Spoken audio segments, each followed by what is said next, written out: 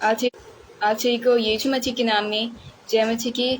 मैं सारा आगे से आज का यहोवा के नाम में पेदवा जय मसीह की और हाजिर करना चाहती हूँ। और मैं जो महान यहोवा का धन्यवाद करना चाहती हूँ जिन्होंने हमें विचार की छान की जय किया और जिन्हें पर रखा है। और मैं उन्हें पर उनका छठपांति का धन्यवाद करना चाहती हूँ जिन्होंने लाइव पे पर आने का मौका दिया।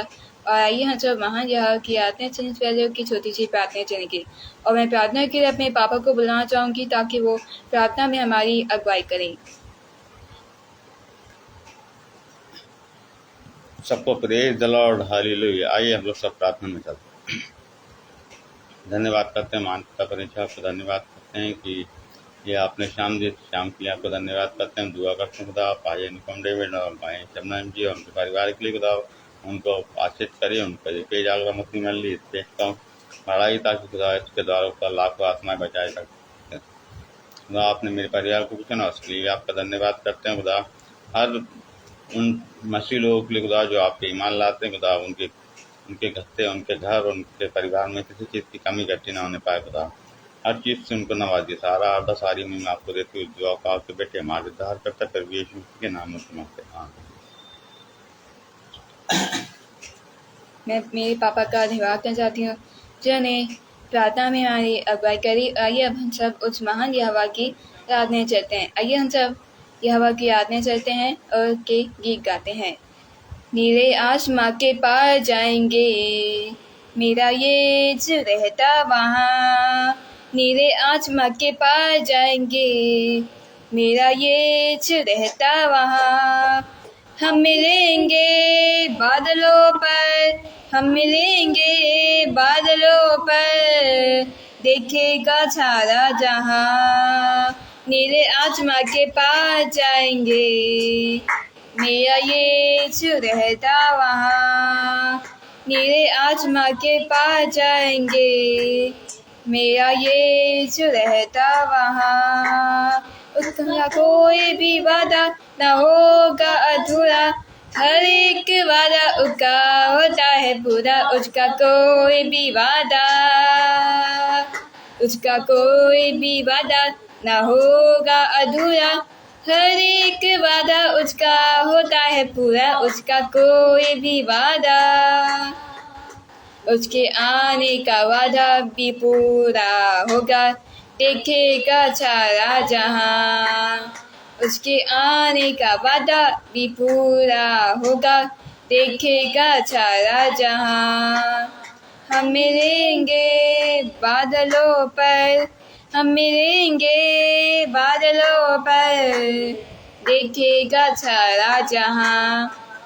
नीले आसमां के पार जाएंगे मेरा यीशु रहता वहाँ। नीले आसमां के पार जाएंगे मेरा यीशु रहता वहाँ।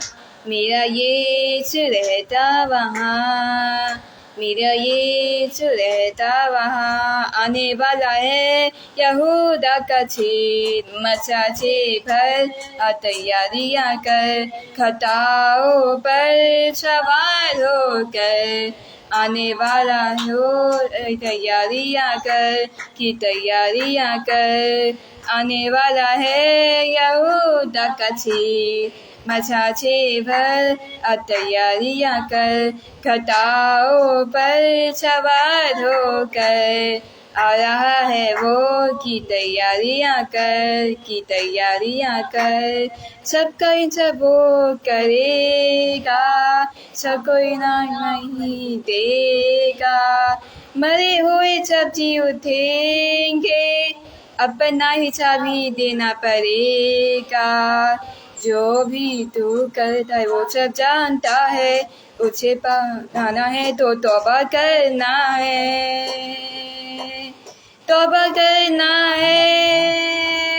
आज तैयारियां कर, आने वाला है यहूदा का छेद, मचाचे भर तैयारियां कर, खताओं पर सवार होकर। आया है वो की तैयारियां कर आने वाला है यहूदा का छेद मचा छेवर आ तैयारियां कर घटाओं पर सवार होकर आ रहा है वो आ तैयारियां कर।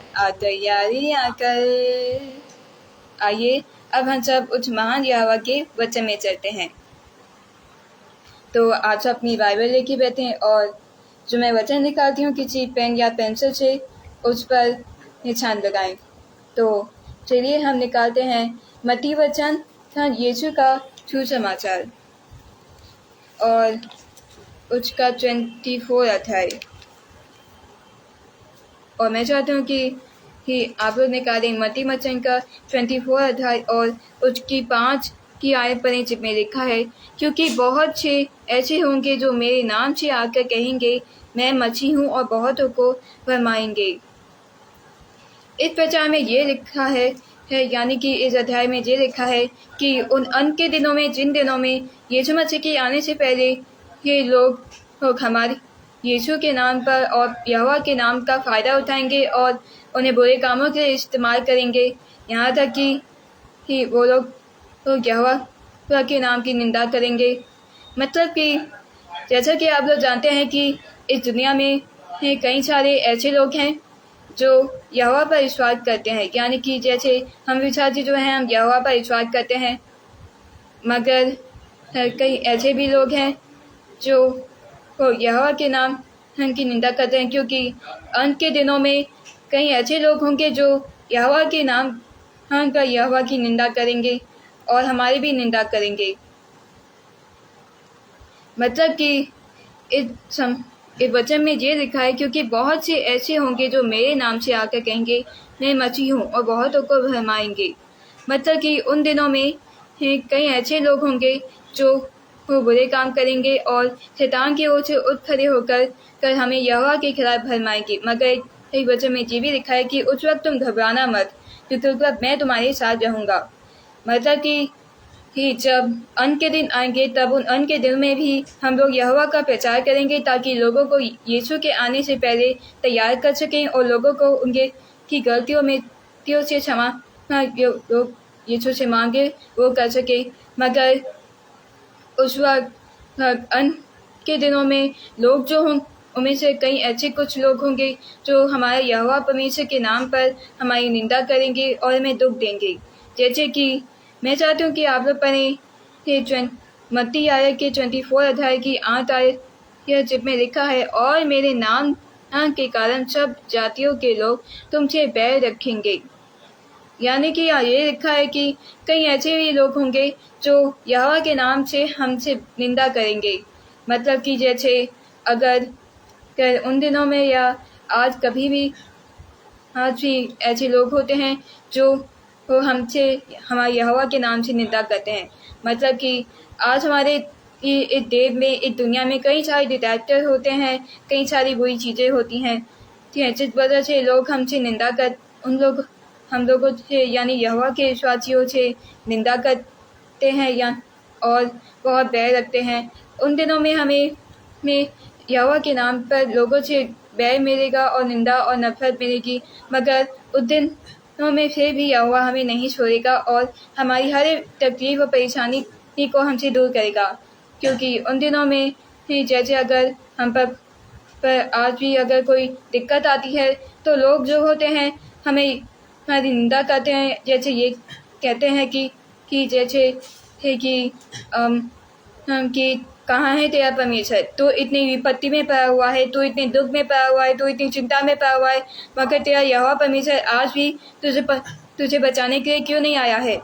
और हाँ, इसी वजह से लोग जो होंगे हमसे बैर रखेंगे कि जैसे अगर हम पर कोई चिंता आती है या कोई बीमारी आती है और अगर हम उसमें परेशान हो जाते हैं तो लोग ये भी कहेंगे, तो लोग हमारी निंदा तो करेंगे ही, यानी कि हमसे बैर रखेंगे, हमसे नफरत रखेंगे।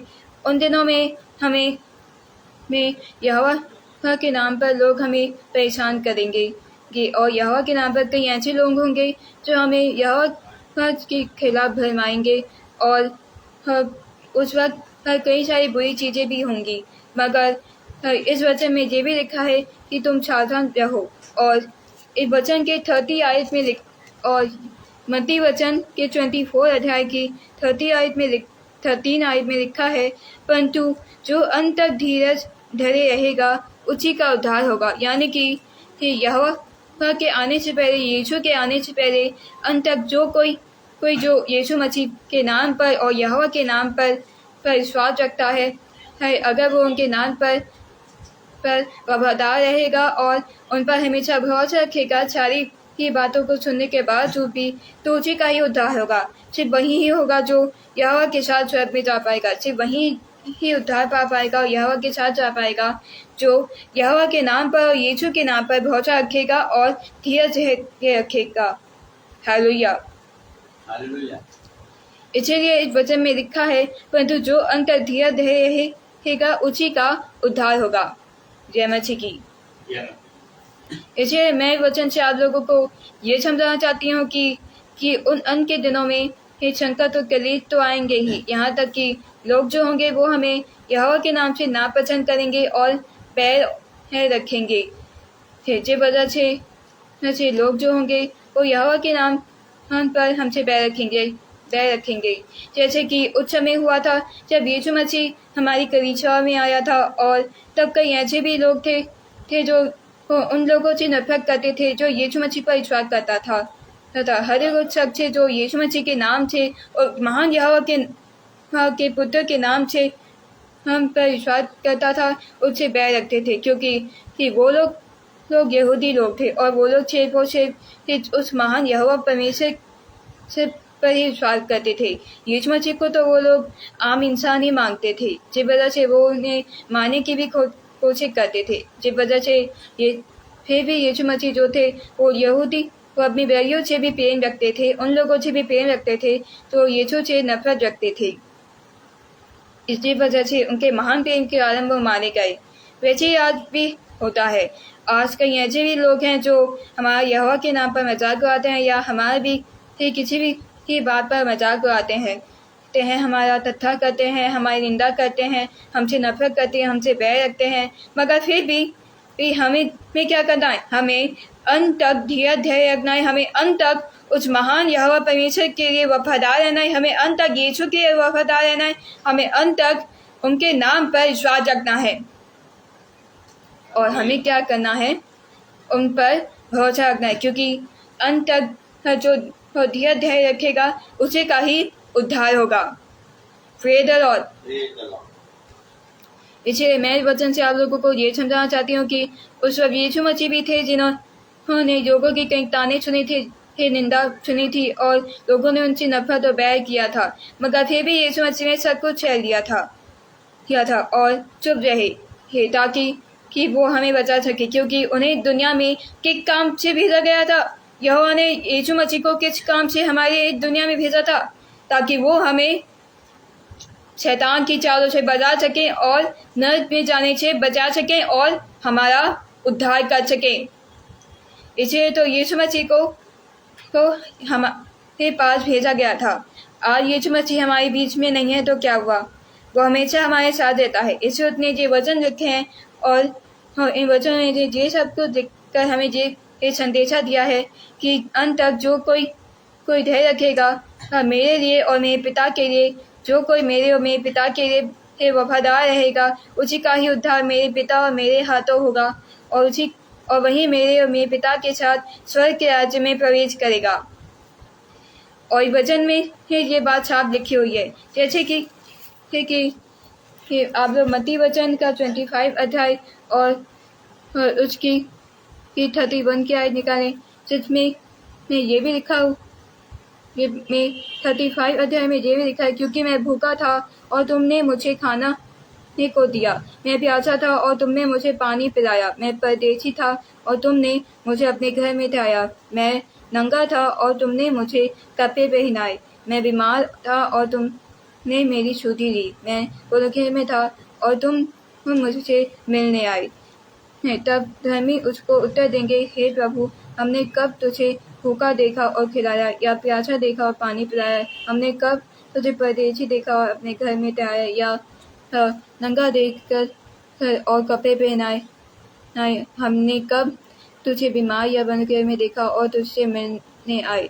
तब राजा उन्हें उत्तर देगा, मैं तुमसे सच कहता हूँ कि तुमने जो मेरे इन छोटे से छोटे भाइयों में से किसी एक के साथ किया, वह मेरे ही साथ किया। मतलब कि जो कोई किसी के साथ भलाई करता है चाहे वो यहोवा के साथ भलाई करता है, इसीलिए यहोवा परमेश्वर उसका उद्धार करेगा। और 40 और मत्ती वचन के 25 अध्याय की 46 की आयत में लिखा है, और ये दंड भोगेंगे परंतु धर्मी अनंत जीवन में प्रवेश करेंगे। मतलब कि जो लोग यहोवा के नाम पर और यीशु के नाम पर हमारी निंदा करेंगे, यहोवा उन्हें सजा देगा। यहाँ तक कि जो लोग यहोवा के नाम की भी निंदा करते थे, उन लोगों को भी नरक में जाना पड़ेगा, लोगों को सजा देगा। मगर जो लोग यहोवा और यीशु के नाम पर यीशु मसीह और यहोवा के लिए अंत तक वफादार रहेंगे और अंत तक उन पर विश्वास करेंगे, अंत तक उनके साथ बने रहेंगे, अंत तक उनके वचनों और उनके आज्ञाओं का पालन करेंगे और उन पर विश्वास करेंगे, वही लोग ही यहोवा और यीशु मसीह का उद्धार पाएंगे और स्वर्ग के राज्य में प्रवेश करेंगे और उन्हें अनंत जीवन में प्रवेश करेंगे। हालेलुया। और इसी वचन से मैं आप सबको ये समझाना चाहती हूँ कि अंत के दिनों में, यानी कि यीशु मसीह के आने से पहले, इस दुनिया में न्याय करने से पहले हमारे साथ कई सारी बुरी चीज़ें तो होंगी ही, मगर उस वक्त हमें क्या करना है? हमें अंत तक धैर्य रखना है, हमें अंत तक धीरज रखना है, हमें अंत तक यहोवा और यीशु मसीह के लिए वफादार रहना है। मगर आज भी अगर हम लोगों के थोड़े से भी ताने सुन लेते हैं और अपनी बीमारी और चिंताओं में हमें छोटी सी छोटी प्रॉब्लम में भी अगर यीशु मसीह और यहोवा से विश्वास हटा लेते हैं, तो वो बहुत बुरी बात होती है और वो हमारी जीवन की पुस्तक भी लिखी जाएगी कि तो क्या इसकी वजह से क्या हम लोग स्वर्ग के राज्य में प्रवेश कर पाएंगे? क्या हम लोग यीशु मसीह और यहोवा के साथ रह पाएंगे? सिर्फ वही लोग ही यहोवा के साथ रहेंगे, यीशु मसीह के साथ रहेंगे, जो उनसे प्रेम करते हैं, उन पर विश्वास करते हैं, उन्हें अपना दोस्त मानते हैं। हालेलुया। और इन्हीं अंग्रेजी वर्ड के साथ मैं बस इस सेशन को समाप्त करना चाहूँगी। आइए हम सब प्रार्थना करते हैं। धन्यवाद यहोवा परमेश्वर, जो आपने इतनी अच्छी शांति हमें जमा किया, और आज के वचन में मैं लोगों को ये समझाया है कि अंत के दिनों में या उससे पहले भी आज भी हम लोग तो कई ही लोगों के तानों पर या अपनी कई सारी छोटी सी या बड़ी छोटी मोटी दिक्कतों पर भी आपसे भरोसा हटा लेते हैं, जिस वजह से हम आपको निराश और दुखी करते हैं। मगर अब से हम ऐसा नहीं करेंगे। हमें क्षमा कीजिए और हमें अपनी सामर्थ और ब्लेसिंग से भरिए, ताकि हम लोग अंत के दिनों में भी अंत तक आपके और आपके यीशु मसीह के लौटे पुत्र, हमारे उद्धारकर्ता यीशु मसीह के वफादार और विश्वास में रहें, उसकी आज्ञाओं के वचनों का पालन करें, उन पर विश्वास करें। प्लीज जज और एक प्रार्थना का आगे पुत्र उद्धारकर्ता यीशु मसीह के नाम से मांगते हैं, आमीन। आप सभी को जय मसीह की।